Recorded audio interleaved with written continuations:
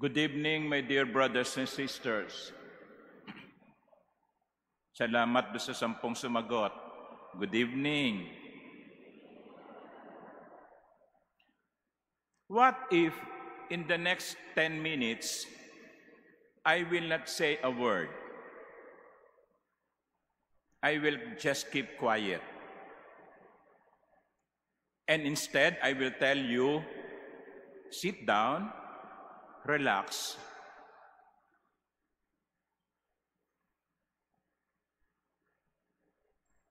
Perhaps after a minute or two, some of you will begin looking up at the ceiling and begin counting ilan ba yung bombilya na chandelier.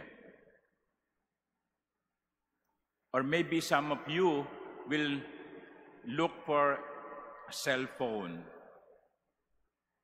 At yung mga matapang-tapang dyan, ilalabas yung cellphone at they will begin texting. Yung pare ayaw mag-homily, tinatamad. Yan ang message. You will become probably restless after 5 minutes if I don't say anything and I just tell you to keep quiet or close your eyes, sit tight and relax. Why? Because we are not used to it. You are not used to it. Many of us would like to move around. Many of us would like to do things. We are not used to sitting quietly and resting. But my dear brothers and sisters, one of the messages of the gospel today is the need for rest. The apostles came to Jesus after their mission work, and they reported to Jesus all that they had done. At anong sagot ni Jesus? Halika kayo, punta tayo sa malayong lugar upang kayo'y makapagpahinga. Maging ang Panginoon, kinikilala ang pangangailangan ng ating katawan na magpahinga. Kahit ang Panginoon, lumalayo, nagpupunta sa isang malayong lugar upang manalangin at magpahinga. Kaya mga minamahal kong kapatid, sa gabing ito, magandang tanungin ninyo ang inyong mga sarili, binibigyan ko ba ng pagpapahalaga ang pagpapahinga? O ako yung klase ng tao na kinakailangang laging may ginagawa, may inaayos, may kinukumpuni, may tinatahi, may kinukomputer. Actually, my dear brothers and sisters, in the last survey that I read, the Philippines is next to the last of 60 countries. 60 countries. Number 59 ang Philippines sa work-life balance. Yun daw, mga Pilipinong trabahador, no, pagod. Pagod. So, palagay ko, totoo naman. Kasi pagising nyo sa umaga, no, magsisimula na kayong bumiyahe, magsisimula na kayong pumila sa MRT, no, magsisimula na kayong mag-drive sa traffic. And then, uuwi kayo sa gabi, kuminsan para lang matulog. Ganyan ba ang buhay natin? Tuloy, yung hanap buhay, nagiging hanap patay. Kaya kuminsan, ang babata pa ng mga tao, nagkakaroon na ng heart ailment, heart disease, heart attack in their 30s, in their 40s. Why? Because probably we have neglected one important aspect of life, and that is resting. That is why in the gospel of today, the Lord is telling us, go to a deserted place and rest. Kayo, anong gusto nyo? Anong pipiliin nyo? Rest a while or rest in peace? Pag hindi kayo nagpahinga, walang hanggang pahinga ang inyong tatanggapin. Kaya mga minamahal kong kapatid, maging ang Diyos, sabi sa first book of the Bible, Genesis, God rested on the seventh day. Even God took a rest.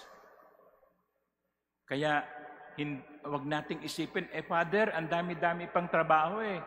Hindi mauubos ang trabaho. Hindi mauubos ang labahin. Hindi mauubos ang mga pinggang huhugasan. Hindi mauubos ang mga assignments. Ikaw ang posibleng maubos. Rests a while. Even God did on the seventh day. But, my dear brothers and sisters, in the gospel, though they are on the way to a deserted place to rest, no? People were running after them. People were running after the Lord and the disciples. And here is another lesson. Yes, you need to rest. But your rest must only be for recharging, that you may continue doing your work. Kaya lang naman tayo nagpapahinga, kaya lang naman tayo natutulog sa gabi, para paggising natin sa umaga, refresh tayo, recharge tayo, ready na naman tayong harapin ang mga trabaho at mga pagsubok ng buhay. We rest not because we do not want to work. We rest so that we can be ready for another day of work. Jesus rested not because he did not want to work. Jesus rested because he wanted to be ready for another day of mission. Kaya tayo nagpapahinga para maihanda natin ang ating sarili kinabukasan upang magawa natin ang ating misyon, ang ating trabaho.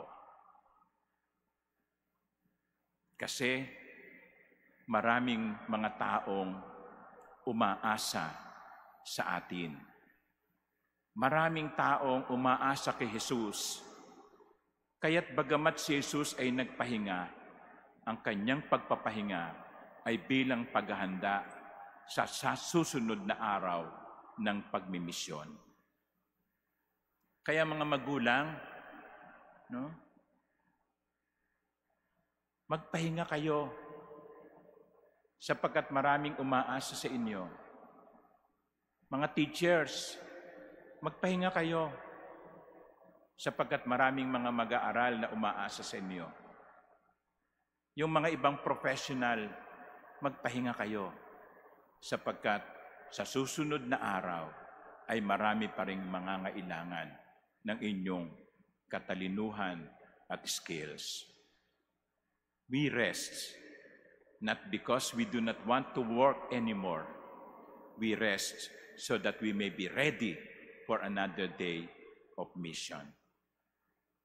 Why? Because we are shepherds to one another. We are shepherds to one another. We should be like Jesus to each other. Nung makita niya ang maraming tao, sabi dito sa Ebanghelyo, ang kanyang puso ay naawa sa kanila. For they were like sheep without a shepherd. And he became a shepherd to them. We are shepherds to one another. I am your shepherd, but you should also be my shepherd. You are shepherd to each other, but you cannot fulfill your mission to be shepherds if you are tired, if you are out of focus. Kaya tingnan nyo, yung ibang mga magulang, trabaho ng trabaho. Sasabihin nila, Father, para naman to sa mga anak ko eh. Oo, sige, para sa pamilya. Nagkasakit ka. O ngayon, ano mangyayari? Paano ang iyong pamilya? Dapat mo ring alagaan ang iyong katawan sapagkat may mga taong umaasa sa iyo. Mga kapatid, rest a while because even God rested on the seventh day. But we rest so that we can be ready for another day. Amen.